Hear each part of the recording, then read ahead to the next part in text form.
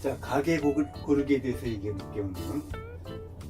자, 보통은 가게를 어디서 우리가 리스트업을 하느냐가 중요하죠. 부동산을 통해서 우리가 가게를 쭉 보러 다닐 수가 있고, 또 하나는 창업부동산을 통해서 가게를 보러 다닐 수가 있습니다. 부동산 가기 전에 우리가 보통 그 네이버 부동산이라든지 다음 부동산이라든지 R124를 들어가면 거기 매물로 나온 게 많아요. 거기를 미리 사전에 리스트업을 하고 또 전화를 해보고, 거기 전화해서 몇 군데 좀 내가 규모가 얼마고 그리고 면적 얼마고 보통 내가 필요한 그런 가게를 얘기를 해놓고, 그리고 나서 한번 찾아가는 거죠. 그래서 그 지역을 예를 들어서 강남역이다 그러면 강남역을 그렇게 찾아가고, 서초역이다 그러면 서초역을 이렇게 찾아가는 겁니다. 그래서 하루는 강남역에 가서 부동산 A, B, C를 보고 한 군데에서 한 5개씩 보면 보통 10개에서 한 15개를 정도를 볼 수 있습니다. 또 창업부동산은 사이트가 있어요. 그쪽 사이트에서 보면 커피 사이트, 무슨 음식점 사이트, 뭐 제과 사이트 여러 가지 있습니다. 그래서 프랜차이즈 창업을 한다든지 또는 점포를 전수 창업을 하게 인수 창업을 한다든지 하는 부분을 많이 얘네들이 준비하고 있습니다. 특히 요즘 같이 많이 나온 그 물건들이 많을 때는 얘들은 보다 싼 물건을 여러분들한테 제공해 줄 수 있습니다. 이것도 딜을 하기에 따라서 굉장히 용이하게 쓰일 수 있습니다. 여러분들은 처음에 한 10개, 20개, 30개 이렇게 보고 나서 결정할 생각은 추호도 하지 마십시오. 가장 중요한 거는 제가 평균적으로 봤을 때 한 가게를 얻을 때는 보통 600개 정도를 봐야 됩니다. 600개를 보지 않고는 절대 얻는 거는 실패할 확률이 높습니다. 보통 하루에 한 10개 정도 본다면 600개를 보면 60일이고, 이틀에 한 번씩 보면 한 120일입니다. 120이면 30일씩 나면 한 4개월을 봐야 돼요. 뭐 명가원 이땡땡 사장님 같은 경우는 그거를 저희가 600개를 보고 몇 번을 회장님한테 건의를 했는데, 명가원 회장님은 거의 1년 동안을 피토를 놨다고 하죠.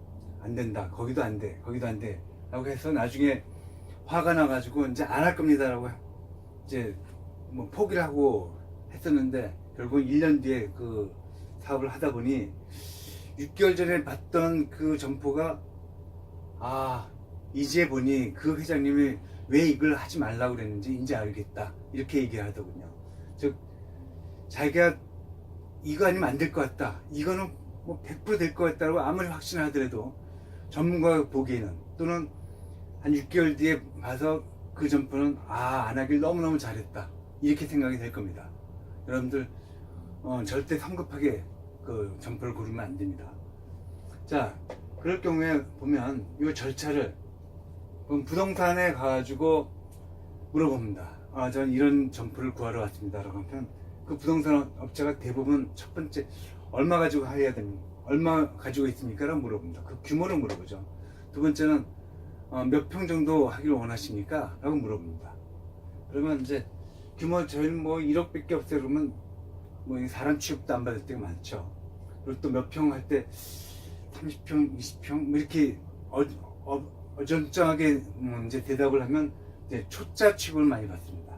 그러니까 이 부동산을 처음에 갈 땐 좀 굉장히 서먹서먹하고 초보자 신용도 하고 많이 대접도 받지만, 이게 뭐 10군데 뭐 한 20군데 이렇게 넘어가 버리면 이제 이 말이 익어요. 그러면 네, 저 돈 많아요. 뭐 1억짜리부터 이제 뭐 10억짜리까지 보여주시기만 하면 됩니다. 당신이 생각하기에 아까운 것들을 보여주세요 라고 이렇게 하게 됩니다.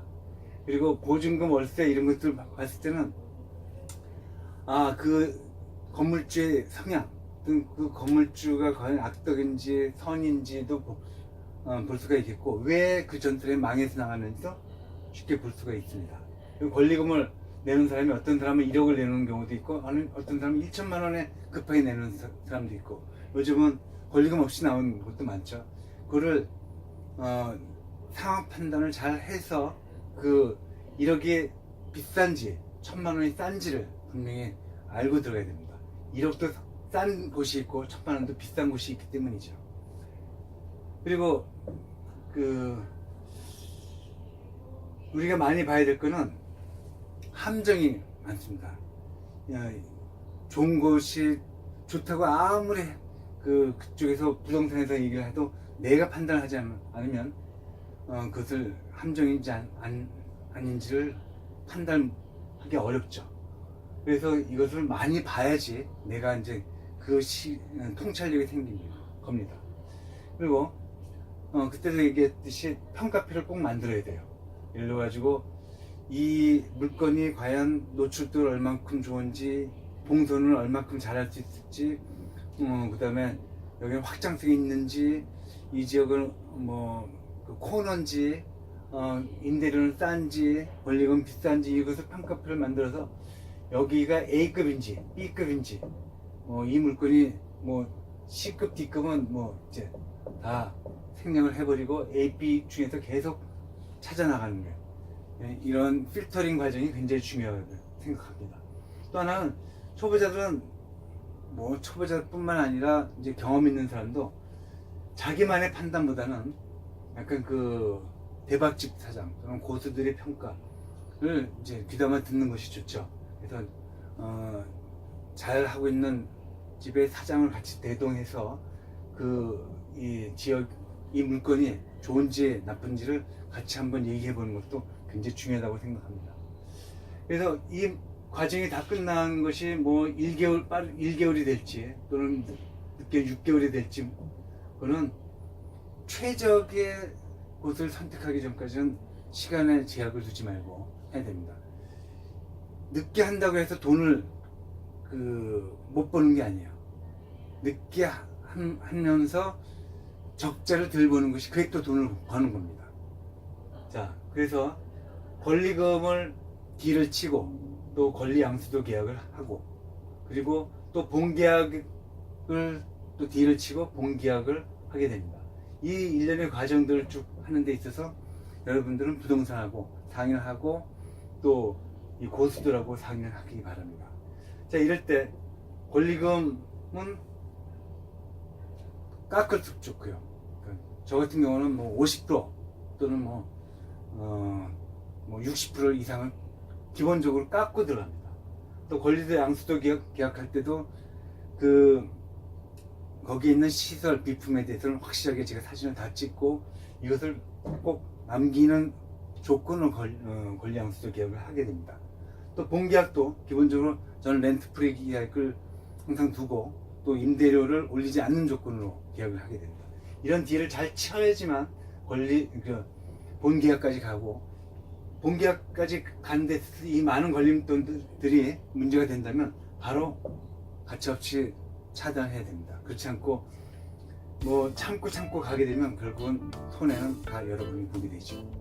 자, 결론을 말씀드리면 여러분들은 600개, 1000개 이상을 물건을 보지 않고는 쉽게 결정하지 말라는 거죠. 다시 말씀드립니다. 참고 기다리는 것이 적자를 덜 벌고 그것이 여러분들한테 돈을 더 버는 것이 되는 길이라고 명심하시기 바랍니다.